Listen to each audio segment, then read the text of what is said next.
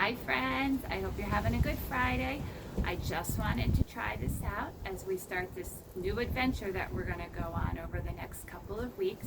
So this is just a little test, but I thought since it was Friday afternoon and usually we finish up the week with some Mrs. Piggle-Wiggle, I would finish up our Mrs. Piggle-Wiggle chapter and then we'll start a new one on Monday. So when we left off the other day, Dick and his mother had marked all of his stuff with Dick's cookies, Dick's lunch, Dick's toys, don't touch.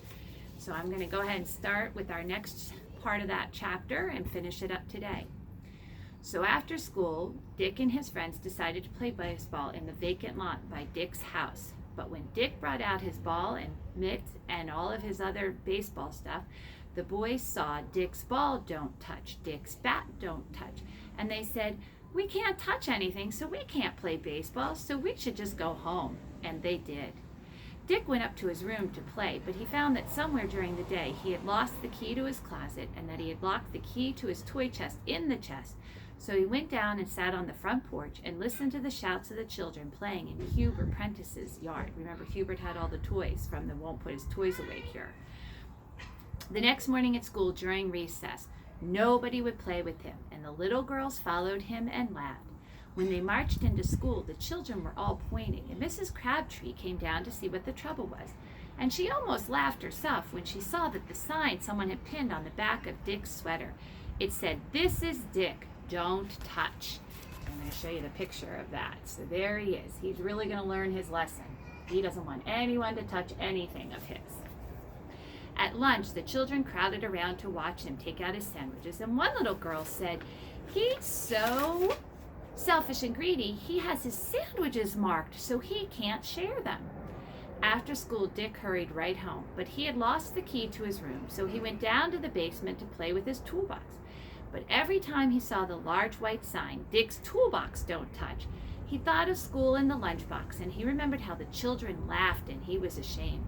At dinner, when his mother brought out his plate marked "Dick's dinner don't touch," he said, "Aw, why do you have to mark my plate, Ma? I don't care which one I get." "All right, Dick," said his mother, "we won't mark your plate if you share your dessert with your dog, Rover." Dick thought for a few minutes, and then he carefully broke his chocolate cake into 2 equal pieces and gave one to Rover, who gulped it down and looked very grateful. After dinner, Dick told his father that he had lost the keys to his room in the closet, and so his father took off the padlock on those doors and on the toy box. Dick said, "Don't put them back, Dad. I don't care who goes into my room or gets into my stuff." The next morning, Dick got up early and scraped the "Dick's lunchbox don't touch" from his lunchbox and took the sign off his bicycle. Then he went into his mother and said, "Mom, please don't mark my sandwiches. Please don't mark any of my stuff, Mom." Mrs. Thompson said, "Okay, Dick, I only did it to protect you." Dick said, "I don't care who gets my lunch, just don't mark it." At noon, all the children gathered around Dick, but neither his sandwiches, nor his apple, nor his lunchbox were marked. So they rushed out to see his bicycle, but there was no sign on it, so they sat down and ate their lunches. Right after school that night, Dick hurried home and scraped the marking off his ball and bat and mitts, and then he walked up to where the children were playing and tossing the ball.